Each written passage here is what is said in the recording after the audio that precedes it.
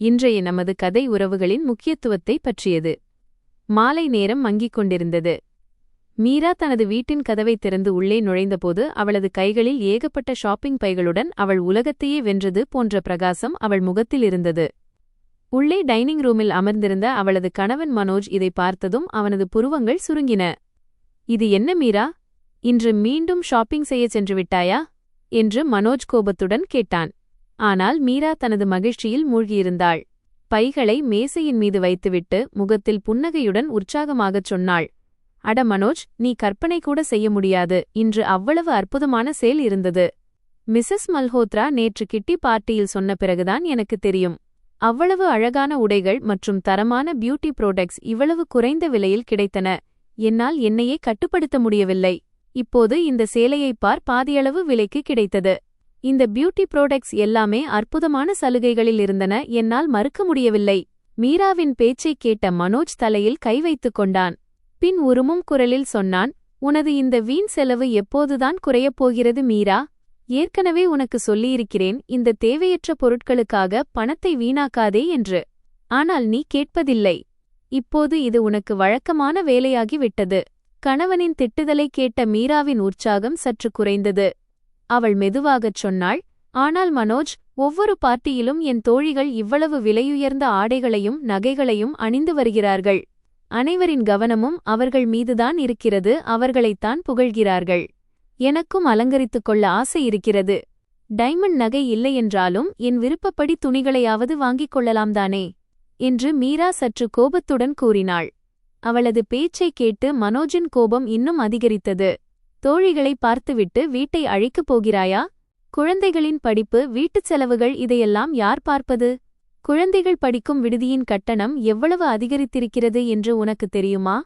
உனது இந்த வீண் செலவு என்னை நடுத்தெருவுக்கு கொண்டு வந்துவிடும். பின் மீரா கோபத்துடன் கேட்டாள், அப்படியானால் நான் எனது விருப்பப்படி எதையும் வாங்கக்கூடாதா என்று. இந்த வாக்குவாதம் நடந்து கொண்டிருக்கும்போதே மீராவின் ஃபோன் ஒலித்தது. அவள் போனை எடுத்தாள். மறுமுனையில் அவளது தந்தை சிவப்பிரசாத்ஜியின் குரல் கேட்டது.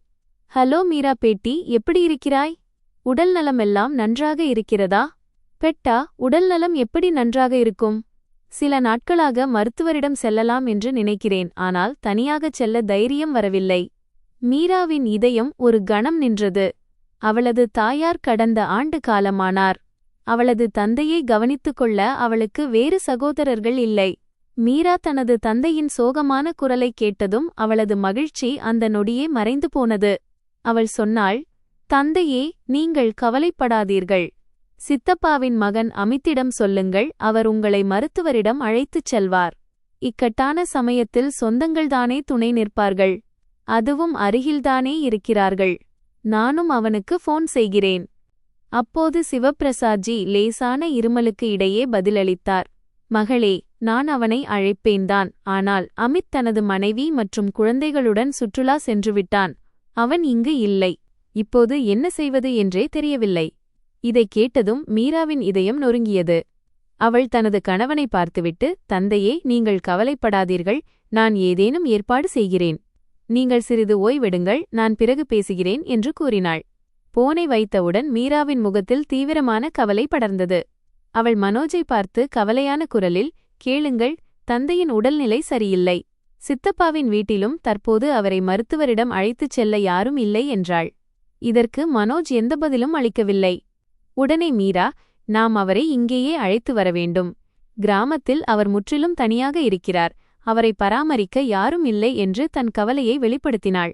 அவள் பேச்சைக் கேட்ட மனோஜ் ஒரு நிமிடம் மௌனமாக இருந்தான். ஆனால் அவனது மனதில் எண்ணங்கள் குழப்பமாக இருந்தன. இப்போது இது இன்னொரு செலவு என்று அவனது கண்களில் எரிச்சல் தெரிந்தது. அது என்ன மீரா, காலநிலையே இப்படித்தான் இருக்கிறது. சிறிய உடல்நலக் குறைவு ஏற்படுவது சாதாரணமானதுதான். மேலும் நம் நகரத்தில் மாசு எவ்வளவு அதிகரித்துள்ளது என்று உனக்கு தெரியும். தந்தை இங்கு வந்தால் அவரது உடல்நிலை இன்னும் மோசமாகலாம். மேலும் அவருக்கு இங்கெல்லாம் பிடிக்குமா என்று யாருக்கு தெரியும்? கிராமத்து திறந்தவெளிச் சூழலில்தானே அவர் நன்றாக உணர்வார். அவரை எதற்காக தேவையின்றி தொந்தரவு செய்ய வேண்டும்?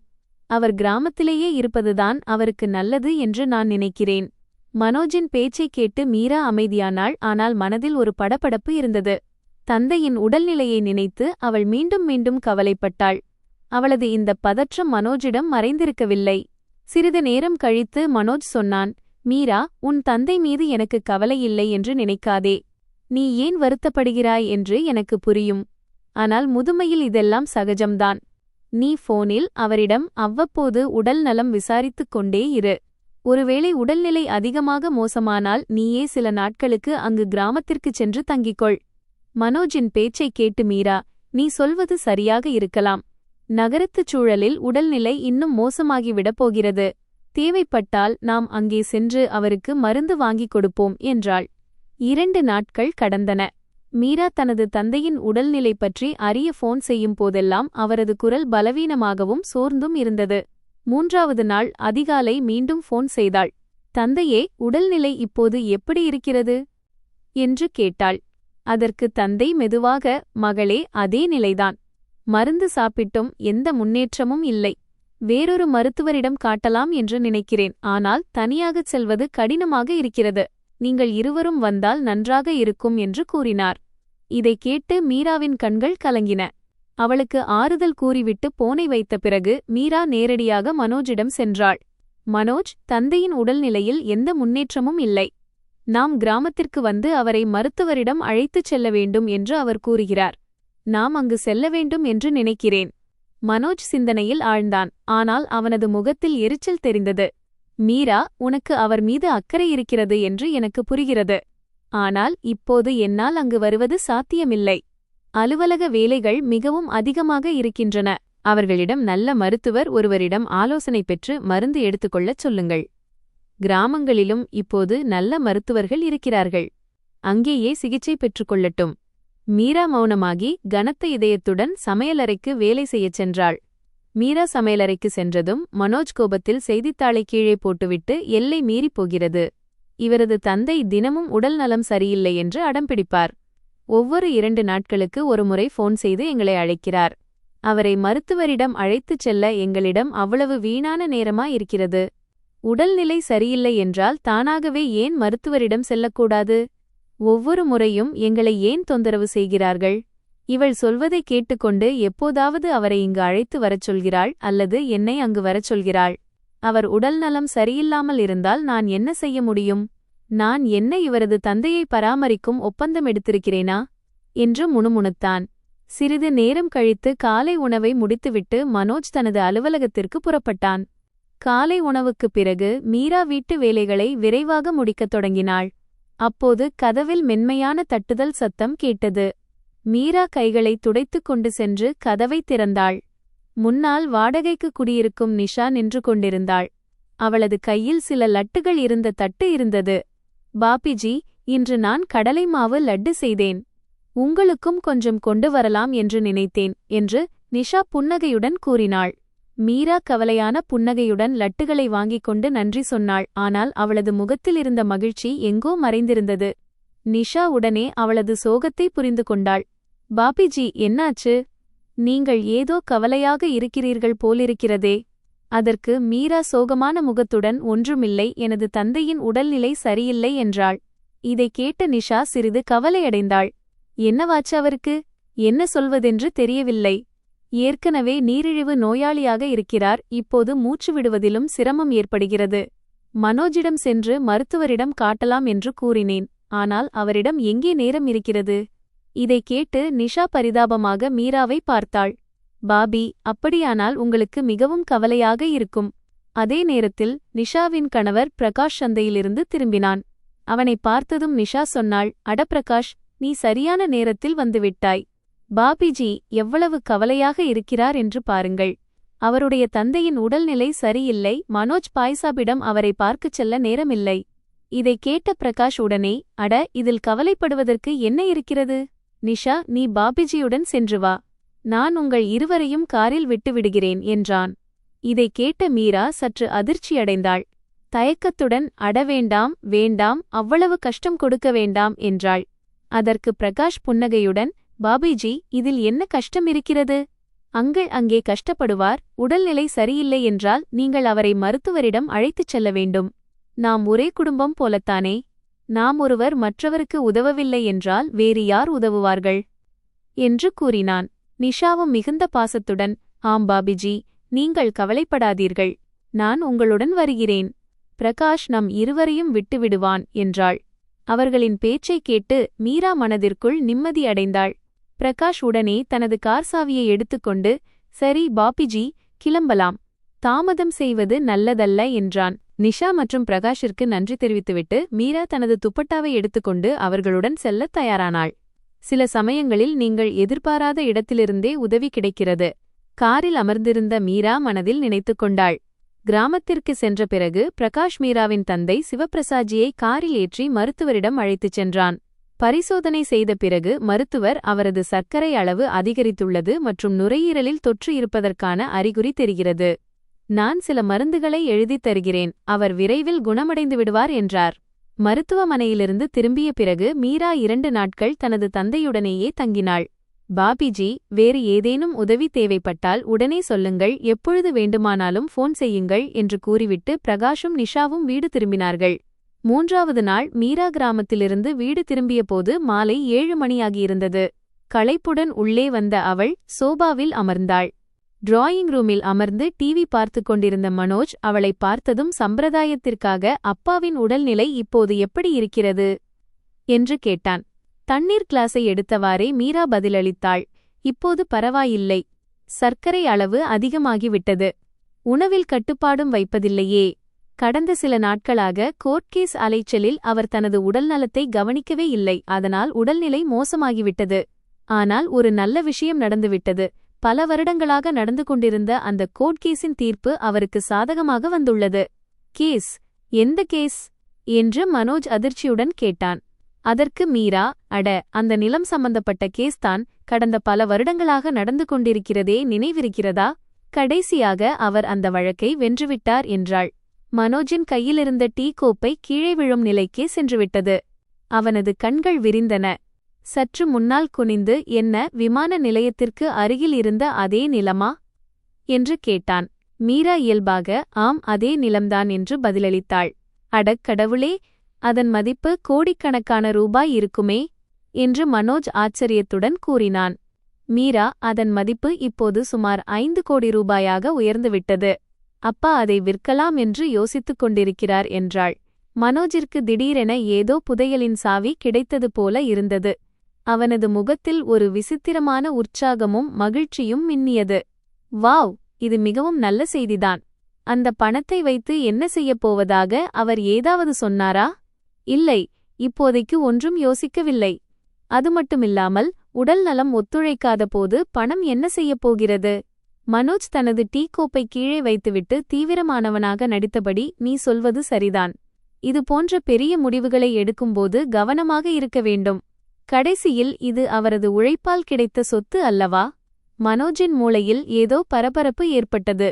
வெளியே சாதாரணமாக இருப்பது போல காட்டிக்கொண்டாலும் மீராவின் சித்தப்பா மகன் அமித் தனது மாமனாரை தனது வசப்படுத்தி அந்த நிலத்தை அபகரித்து விடுவானோ என்று உள்ளுக்குள் மிகவும் பதற்றமடைந்தான். கடைசியில் என் மனைவி மீராதான் தனது தந்தையின் ஒரே மகள், அந்த நிலத்தின் மீது எங்களுக்கே உரிமை இருக்கிறது என்று மனதிற்குள் நினைத்துக் கொண்டான். இரவு மீரா சமையலறை வேலைகளை முடித்துவிட்டு அறைக்கு வந்தபோது மனோஜ் லேப்டாப்புடன் அமர்ந்திருந்தான். அவனது கவனம் திரையில் இல்லை என்பதை கவனித்த மீரா கட்டிலில் அமர்ந்து தலையணையை சரிசெய்தபடி, என்ன யோசிக்கிறீர்கள் என்று கேட்டாள். லேப்டாப் வேலை முடிந்துவிட்டது, அதை மூடிவிடுங்கள்.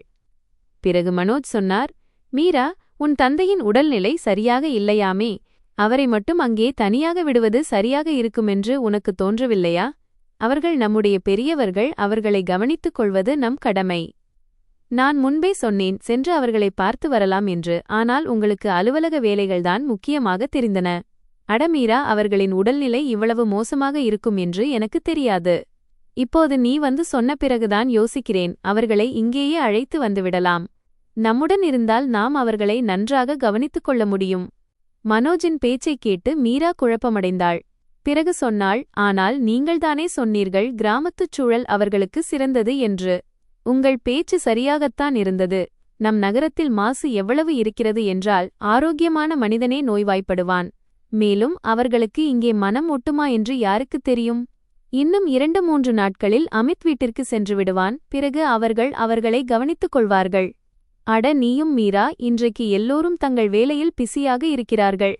அவர்களின் உடல்நிலை மோசமடைந்தால் யார் பொறுப்பேற்பது? நாம் ஏன் மற்றவர்களை சார்ந்திருக்க வேண்டும்? நான் சொல்கிறேன், அவர்களை இங்கேயே அழைத்து வந்து விடுவோம். மீராவிற்கு மனோஜின் பேச்சில் நியாயம் இருந்தது. அவள் யோசனையில் ஆழ்ந்தாள். நீங்கள் சொல்வது சரிதான், இங்கே இருந்தால் நம் கண் முன்னாலேயே இருப்பார்கள். நாம் எல்லா வகையிலும் அவர்களை கவனித்துக் கொள்ள முடியும். சரி, நாளை நீ அவர்களுக்கு ஃபோன் செய்து இந்த ஞாயிற்றுக்கிழமை அவர்களை அழைத்து வர வருகிறோம் என்று சொல்லிவிடு. மறுநாள் காலை மீரா கண் விழித்தபோது மனோஜ் ஏற்கனவே தயாராகி அமர்ந்திருப்பதைக் கண்டு திடுக்கிட்டாள். எழுந்தவுடனேயே கேட்டாள், என்ன இன்று அலுவலகம் சீக்கிரம் போக வேண்டுமா? இவ்வளவு சீக்கிரம் தயாராகிவிட்டீர்கள்? இல்லை மீரா, இன்று நான் அலுவலகம் செல்லப் போவதில்லை. நான் விடுமுறை எடுத்துக்கொண்டேன். மீரா இன்னும் ஆச்சரியமடைந்தாள். விடுமுறையா? என்ன விசேஷம்? ஆம் மீரா, இன்றே கிராமத்திற்குச் செல்கிறோம், தந்தையை அழைத்து வர. ஆனால் மனோஜ், நாம் ஞாயிற்றுக்கிழமை செல்லலாம் என்று நினைத்திருந்தோமே, இன்று திடீரென்று ஏன்? மனோஜ் சொன்னார், ஆம், எவ்வளவு சீக்கிரம் முடியுமோ அவ்வளவு நல்லது. அவர்களின் உடல்நலம் சம்பந்தப்பட்ட விஷயம், இதில் நான் எந்த தாமதமோ அலட்சியமோ செய்ய முடியாது. மேலும் உன்னுடைய சித்தப்பாவின் மகன் அமித் எவ்வளவு தந்திரமானவன் என்று உனக்கு தெரியாதா? உன் தந்தையிடம் இருக்கும் நிலத்தை பேசி மயக்கி எளிதாக தன் வசம் ஆக்கிக் கொள்வான். நாம் இங்கேயே கையை பிசைந்து கொண்டு நிற்க வேண்டியதுதான். அவர்களை இங்கே அழைத்து வந்துவிட்டால் ஒரே கல்லில் 2 மாங்காய் கிடைக்கும். இக்கதையை கேட்ட மீரா யோசித்துக்கொண்டே சொன்னாள், ஆம், உண்மைதான். அமித்தை நம்ப முடியாது. அப்படியென்றால் மீரா, நீ இப்போதே அவர்களுக்கு ஃபோன் செய்து நாம் இன்றே அவர்களை அழைத்து வர வருகிறோம் என்று சொல்லிவிடு. மீரா தனது தந்தைக்கு ஃபோன் செய்தாள். அவள் சொன்னதைக் கேட்டு தந்தை சொன்னார், ஆனால் மகளே, நான் ஏன் அங்கு வரவேண்டும்?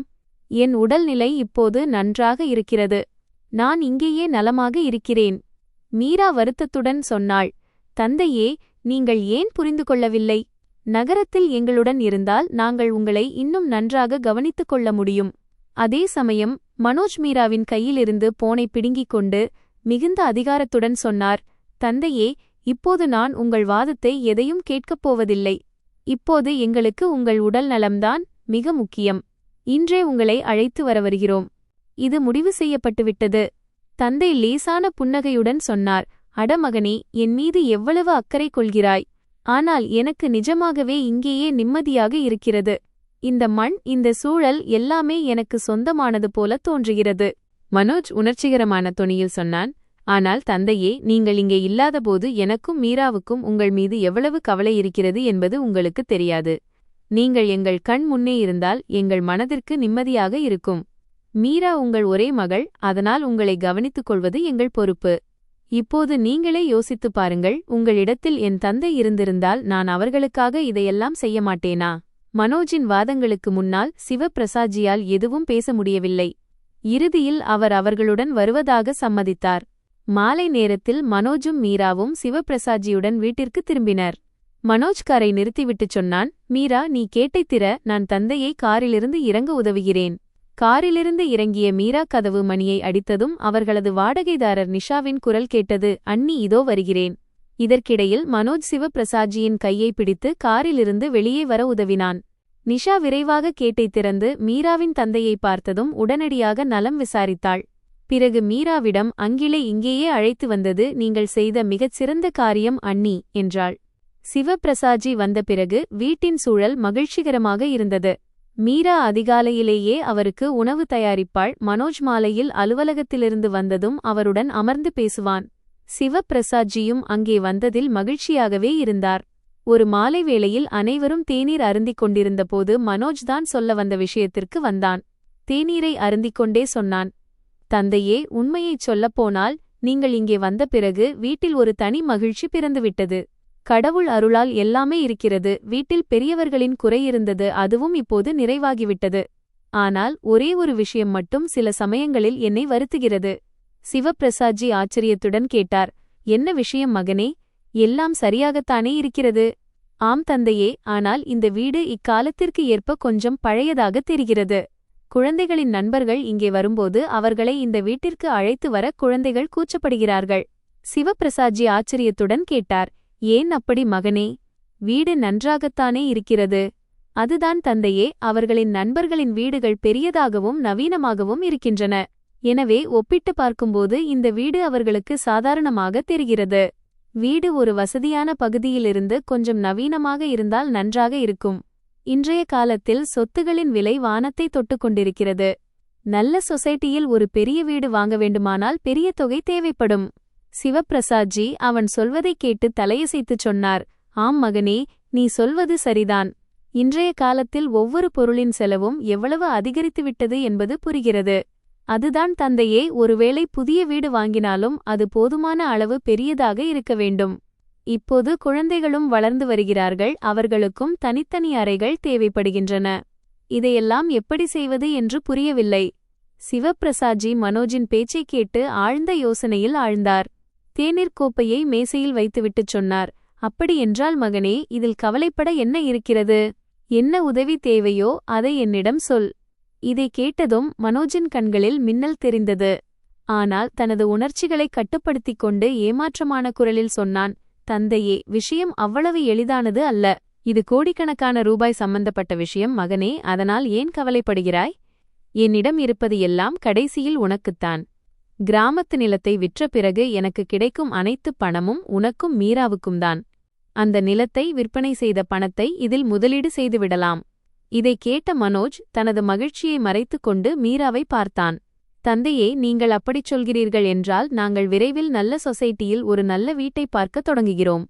அடுத்த நாளிலிருந்தே மனோஜும் மீராவும் நகரத்தின் பெரிய பெரிய சொசைட்டிகளில் புதிய வீடுகளைத் தேடும் முயற்சியைத் தொடங்கினார்கள்.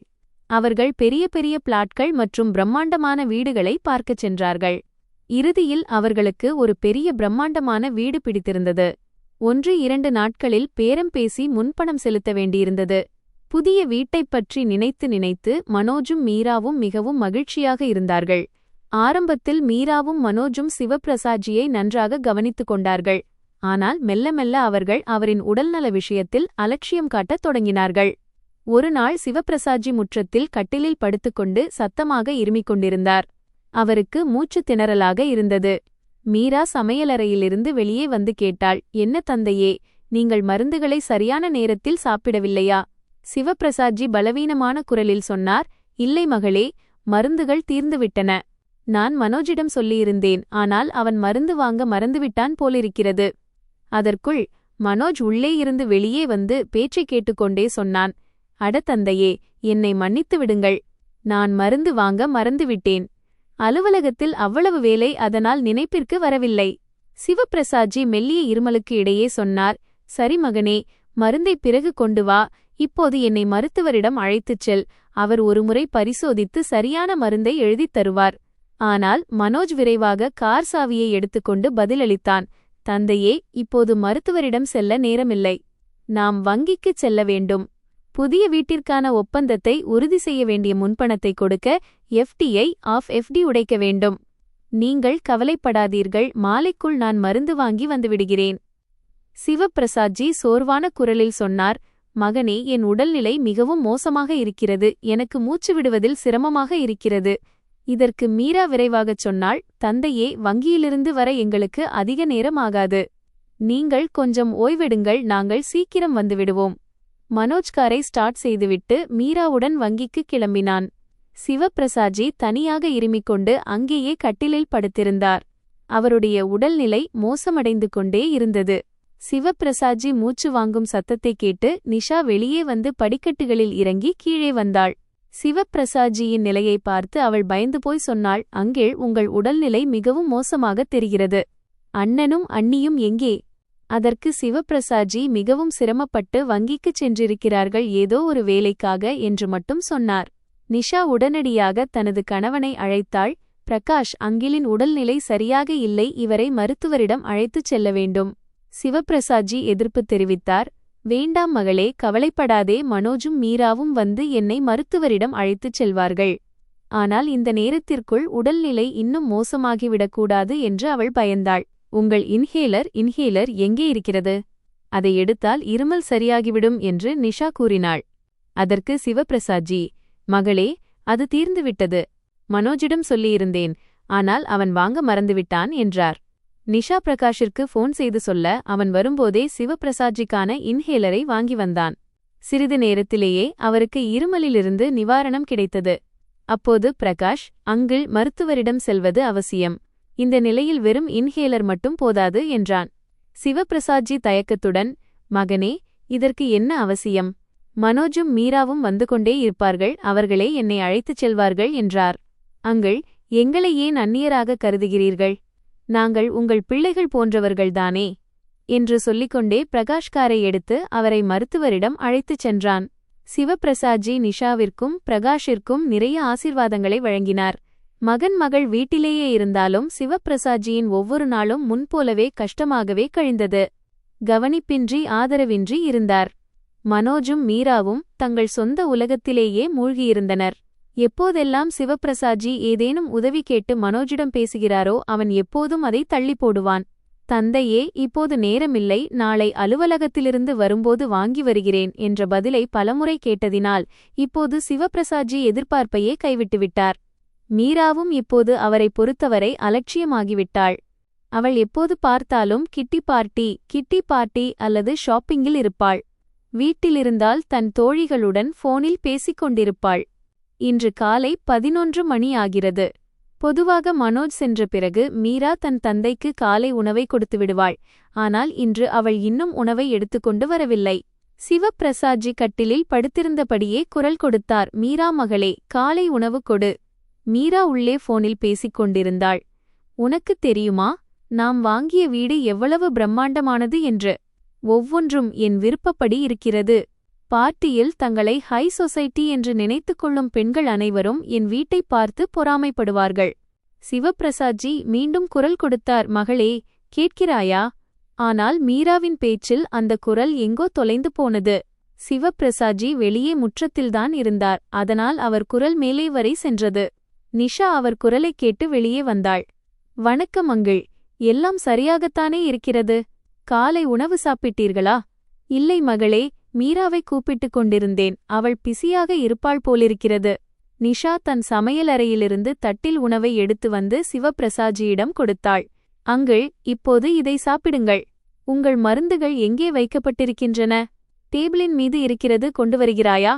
நிஷா உடனடியாக மருந்தை எடுத்து வந்து கொடுத்து தண்ணீர் குவளையை நீட்டினாள்.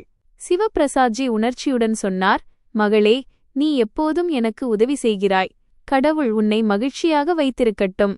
அடிக்கடி பிரகாஷும் சிவபிரசாத்ஜியிடம் வந்து சிறிது நேரம் அமர்ந்து நலம் விசாரித்துக் கொள்வான்.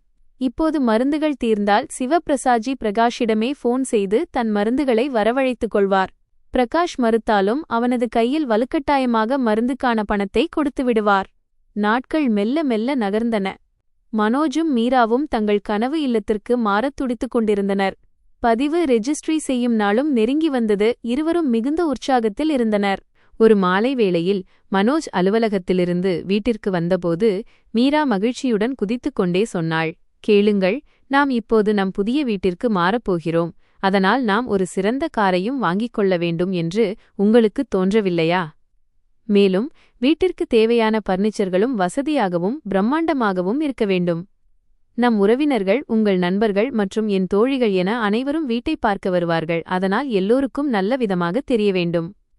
இதைக் கேட்டு மனோஜ் புன்னகைத்தபடியே சொன்னான், அது சரிதான் மீரா, இருந்தாலும் உன் தந்தைக்கு கிடைக்கப் போகும் 5 கோடி ரூபாயில் நாம் 3 கோடி ரூபாய்க்குத்தான் வீடு வாங்குகிறோம். மீதி பணம் இன்னும் இருக்கிறது. அந்த பணத்தை வைத்து நாம் மிக வசதியான பர்னிச்சர்களையும் ஒரு சொகுசு காரையும் வாங்கிக் கொள்ளலாம். மீரா மகிழ்ச்சியுடன் தலையசைத்தாள். எப்படியும் இந்த வயதில் அப்பா என்ன செய்யப் போகிறார்? இவ்வளவு பணம் எதற்கு? வீட்டில் ஓய்வெடுக்கத்தானே போகிறார். நாமே பார்த்துக் கொள்வோம். கடந்த 1-2 நாட்களாக சிவபிரசாத்ஜியின் மனதில் ஒரு விசித்திரமான பதற்றம் இருந்தது. அவருடைய இதயம் பாரமாக உணர்ந்தது. மூச்சு விடுவதில் சிரமம் ஏற்பட்டது. இறுதியாக அவருடைய நிலத்தின் பதிவு ரிஜிஸ்ட்ரி செய்யும் நாள் வந்துவிட்டது. மீராவும் மனோஜும் மிகுந்த உற்சாகத்தில் இருந்தார்கள். மனோஜ் சிவபிரசாத்ஜியிடம் சொன்னான், தந்தையே, சீக்கிரம் கிளம்புங்கள், இன்றுதான் நிலம் பதிவு செய்யும் நாள், தயாராகுங்கள். சிவபிரசாத்ஜி சோர்வான குரலில் சொன்னார், மகனே, என் உடல்நிலை சரியாக இல்லை, இதயம் பாரமாக இருக்கிறது. மூச்சு விடுவதில் மிகவும் சிரமமாக இருக்கிறது. நான் மருத்துவரிடம் செல்ல வேண்டும் என்று நினைக்கிறேன். இதைக் கேட்டதும் மனோஜின் மனதில் கோபம் பொங்கியது. ஆனால் அவன் அதை அடக்கிக் கொண்டு சொன்னான், தந்தையே, இன்று செல்வது அவசியம், இல்லையென்றால் நிலம் பதிவு செய்யும் தேதி தள்ளிப்போய்விடும். நிலத்தை பதிவு செய்து பணம் கையில் வராமல் நாம் எப்படி நம் வீட்டை பதிவு செய்வோம்? மீராவும் சொன்னாள், ஆம் தந்தையே, இன்று செல்வது மிகவும் அவசியம். அதோடு நீங்கள் காரில் உட்கார்ந்துதானே போகப் போகிறீர்கள். காரில் நிம்மதியாக உட்காருங்கள், எல்லா வேலையும் முடிந்ததும் உங்களை மருத்துவரிடம் அழைத்துச் செல்கிறோம். சிவபிரசாத்ஜி வருத்தத்துடன் சொன்னார், மகனே, என் உடல்நிலை சரியாக இருந்தால் நான் ஏன் மறுக்கப் போகிறேன்? ஆனால் இப்போது எந்திரிக்கக்கூட எனக்கு தெம்பில்லை. ஆனாலும் மனோஜும் மீராவும் தங்கள் பிடிவாதத்தில் உறுதியாக இருந்து சிவபிரசாத்ஜியை காரில் ஏற்றிக்கொண்டனர். சிறிது நேரத்தில் வேலை முடிந்துவிடும், பிறகு உங்களை மருத்துவரிடம் அழைத்துச் செல்வோம் என்று சொல்லிக்கொண்டே அவர்கள் நீதிமன்றத்தை நோக்கி புறப்பட்டனர். ஆனால் நேரம் கடந்து கொண்டே இருந்தது, அவர்கள் இருவரும் திரும்ப வரவில்லை. சிவபிரசாத்ஜிக்கு மூச்சு திணறியது. அவர் 1-2 முறை ஃபோன் செய்தார். ஆனால் ஒவ்வொரு முறையும் இன்னும் சிறிது நேரம்தான் அப்பா, பிறகு உங்களை மருத்துவரிடம் அழைத்துச் செல்கிறோம் என்ற பதில் மட்டுமே கிடைத்தது. சிவபிரசாத்ஜியின் நிலை மோசமடைந்து கொண்டிருந்தது. அவருடைய தைரியம் குறைந்து கொண்டிருந்தது. ஆனாலும் அவர் எப்படியோ மனதை உறுதிப்படுத்திக் கொண்டு பிரகாஷிற்கு ஃபோன் செய்தார். அவருடைய குரல் நடுங்கிக் கொண்டிருந்தது. பிரகாஷ் மகனே, என் நேரம் வந்துவிட்டது என்று நினைக்கிறேன்.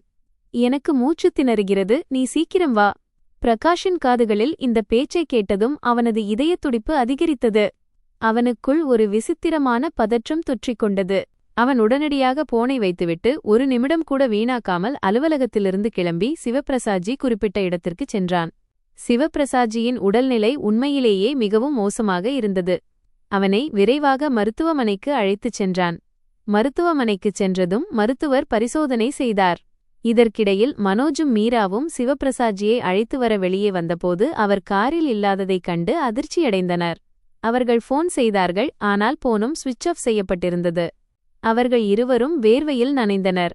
தந்தையின் உடல்நிலையை விட இன்று பணம் கைக்கு வரவில்லை என்றால் புதிய வீட்டின் பதிவு தாமதமாகும், அங்கு குடிபெயர்வதில் தாமதமாகும் என்பதுதான் அவர்களுக்கு பெரிய கவலையாக இருந்தது. அந்த சமயம் மனோஜிற்கு பிரகாஷிடமிருந்து ஃபோன் வந்தது. அவன் நடந்த அனைத்தையும் கூறி விரைவாக மருத்துவமனைக்கு வரும்படி சொன்னான்.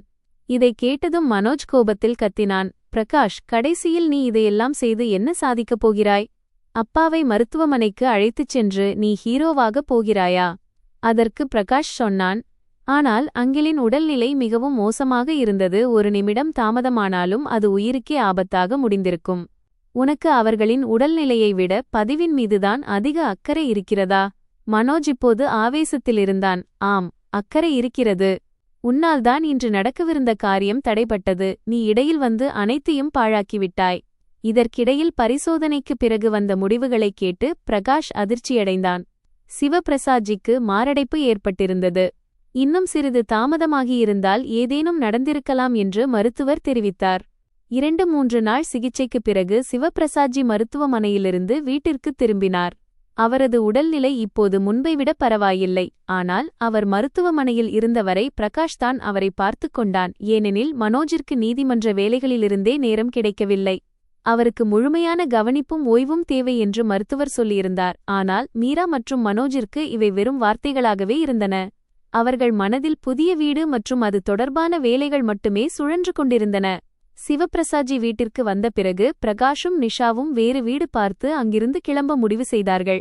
மனோஜின் பதிவிற்கான தேதி தள்ளிப்போனதால் அவன் முகத்தில் எப்போதும் எரிச்சலும் கோபமும் தெரிந்து கொண்டே இருந்தது. ஒரு நாள் பதிவிற்கான புதிய தேதி உறுதியான பிறகு மனோஜ் சொன்னான், தந்தையே, இப்போது எப்படியாவது இந்த வேலையை முடித்துவிட வேண்டும். இந்த முறை எந்த தடங்களும் வரக்கூடாது. மீராவும் அதற்கு ஆமோதித்தாள். சிவபிரசாத்ஜி அவர்களின் இந்த நடத்தையைக் கண்டு மிகவும் ஆச்சரியப்பட்டார். நீண்ட நேரம் அவர் யோசனையில் ஆழ்ந்திருந்தார். ஆனால் இப்போதுதான் என்ன செய்ய வேண்டும் என்பதை அவர் முடிவு செய்துவிட்டார். சில நாட்களில் நிலம் பதிவு செய்யப்பட்டது. வீட்டிற்கு வந்த சிவபிரசாத்ஜி மனோஜையும் மீராவையும் தன்னிடம் அழைத்தார். மகனே, நிலத்திலிருந்து வந்த தொகையில் 3 கோடி ரூபாயை உங்கள் வீட்டிற்காகத் தருகிறேன். மீதி பணம் என்னிடமே இருக்கட்டும். இதை கேட்டதும் மனோஜ் உடனடியாக சொன்னான், ஆனால் தந்தையே, எங்களுக்கு வீட்டின் பர்னிச்சர்கள், இன்ஜினியரிங் வேலைகள் மற்றும் ஒரு சொகுசு கார் கூட தேவைப்படுகிறது. இவை அனைத்தும் இந்த பணத்திலிருந்துதானே நடக்க வேண்டும். அதற்கு தந்தை, மகனே, உன் வீட்டிற்கு என்ன கொடுக்க வேண்டுமோ அதை நான் கொடுத்துவிட்டேன். இந்த தொகையை என் உழைப்பால் சம்பாதித்தேன். இந்த பணத்தை நான் என்ன செய்ய வேண்டும் என்பதை நானே முடிவு செய்வதுதான் நல்லது. இந்த பேச்சு போய்க் கொண்டிருக்கும்போதே பிரகாஷும் நிஷாவும் உள்ளே வந்தனர். நீங்கள் கூப்பிட்டீர்களா அங்கிள்? ஆம் மகனே, நான்தான் உங்களை அழைத்தேன். ஒரு முக்கியமான விஷயத்தை பேச வேண்டும். வாருங்கள், அமருங்கள். சிவபிரசாத்ஜி பெருமூச்சு விட்டுவிட்டு தன் பேச்சைத் தொடங்கினார். பிரகாஷ் மகனே, என் வாழ்க்கையில் நான் நிறைய உழைத்திருக்கிறேன். ஒவ்வொரு கணமும் என் மகளுக்காகவும் குடும்பத்தின் மகிழ்ச்சிக்காகவும் மட்டுமே வாழ்ந்தேன். ஆனால் இப்போது வாழ்க்கையின் அந்த கட்டத்தில் இருக்கிறேன். அங்கு பார்வை மங்கலாகத் தெரிந்தாலும் உறவுகளின் பொய்களும் உண்மைகளும் தெளிவாகத் தெரிகின்றன. என் நிலத்தை விற்று ஈட்டிய 5 கோடியில் 3 கோடியை மீரா மற்றும் மனோஜின் வீட்டின் கட்டுமானத்திற்காக கொடுத்துவிட்டேன். மீதமுள்ள 2 கோடிக்கும் நான் ஒரு முடிவை எடுத்துவிட்டேன். இதுவே இறுதியானது. இதைக் கேட்டதும் மனோஜ் பதற்றமடைந்தான். அவன் விரைவாக, தந்தையே, ஆனால் அந்த பணம் எங்கள் எதிர்காலத்திற்காகத்தானே? வீட்டிற்கு இன்னும் பல வேலைகள் பாக்கியுள்ளன என்றான். அப்போது சிவபிரசாத்ஜி கையை உயர்த்தி அவன் பேச்சைத் தடுத்தார். மனோஜ், உன் தேவைகளை நான் புரிந்து கொள்கிறேன். அதேபோல் உன் எண்ணத்தையும். என்னால் முடிந்ததை நான் செய்துவிட்டேன். மீதமுள்ள பணத்தை என்னிடமே வைத்துக் கொள்வேன். ஒரு தந்தை எவ்வளவு காலம் தன் மகளின் வீட்டில் தங்கியிருக்க முடியும்? அதனால் நான் இங்கிருந்து கிளம்ப வேண்டும் என்று முடிவு செய்துவிட்டேன். மீரா உடனே, ஆனால் தந்தையே, கிராமத்தில் நீங்கள் எப்படி தனியாக இருப்பீர்கள் என்றாள். இல்லை மகளே, நான் கிராமத்தில் இருக்கப் போவதில்லை. நான் என் மீதமுள்ள வாழ்க்கையை பிரகாஷ் மற்றும் நிஷாவுடன் கழிக்க முடிவு செய்துவிட்டேன். எனக்கு வேறு பிள்ளைகள் மருமக்கள்கள் இல்லை என்றாலும் அவர்கள் ஒரு மகனைப் போலவும் மருமகளைப் போலவும் என்னை கவனித்துக் கொண்டார்கள். அவர்களின் பேச்சைக் கேட்டு பிரகாஷ் மற்றும் நிஷாவின் கண்களில் கண்ணீர் பெருகியது. சிவபிரசாத்ஜி தன் பேச்சைத் தொடர்ந்தார். இவர்கள் இருவரும் எனக்காக என்னவெல்லாம் செய்யவில்லை. அவர்களின் உதவியை நான் பணத்தால் ஈடு செய்ய முடியாது. இருந்தாலும் நிலம் விற்பனை மூலம் வந்த மீதி பணத்திற்கு இவர்களே உரிமையாளர்கள் என்று முடிவு செய்துள்ளேன். இனி இவர்கள் வாடகை வீட்டில் இருக்க மாட்டார்கள், சொந்த வீட்டில் இருப்பார்கள். மேலும் என் இறப்பிற்குப் பிறகு என் கிராமத்து வீட்டிற்கும் இவர்களே சொந்தக்காரர்கள். விரைவில் நான் என் உயிலை எழுதிவிடுவேன். இதைக் கேட்ட பிரகாஷ் கைகளை கூப்பி, அங்கிள், நீங்கள் எங்களுடன் இருக்க விரும்புகிறீர்கள் என்பது எனக்கு மிகவும் மகிழ்ச்சியாக இருக்கிறது. ஆனால் இதற்கிடையில் பணத்தை கொண்டு வராதீர்கள், எங்களுக்கு பணம் தேவையில்லை என்றான். பிரகாஷின் பேச்சைக் கேட்டு சிவபிரசாத்ஜியின் இதயம் நெகிழ்ந்தது. ஆனாலும் அவர் எடுத்த முடிவில் உறுதியாக இருந்தார். மனோஜ் மற்றும் மீராவின் முகங்கள் கருத்துப் போயின. அவர்கள் எதிர்க்க முயற்சி செய்தார்கள். ஆனால் சிவபிரசாத்ஜியின் கண்டிப்பான குரல் அவர்களை அமைதிப்படுத்தியது. மனோஜ், மீரா, பணத்தால் உறவுகளை வாங்க முடியாது என்பதை நீங்கள் ஒருவேளை புரிந்து கொள்ளவில்லை. எனக்கு மிகவும் தேவைப்பட்ட நேரத்தில் பிரகாஷ் எனக்கு ஆதரவளித்தான். ஒரு மகனைப் போல நிஷா என்னை பார்த்து கொண்டாள். இந்த பணம் இனி அவர்களுக்கு சொந்தமானது. இதில் இனி எந்த விவாதமும் இல்லை. அறையில் அமைதி நிலவியது. சிவபிரசாத்ஜி அங்கிருந்து எழுந்து தன் பொருட்களை அடுக்கி வைக்கச் சென்றார். நண்பர்களே, சிவபிரசாத்ஜி எடுத்த முடிவு சரியானதா? உங்கள் கருத்தை கமெண்டில் கண்டிப்பாக தெரிவியுங்கள்.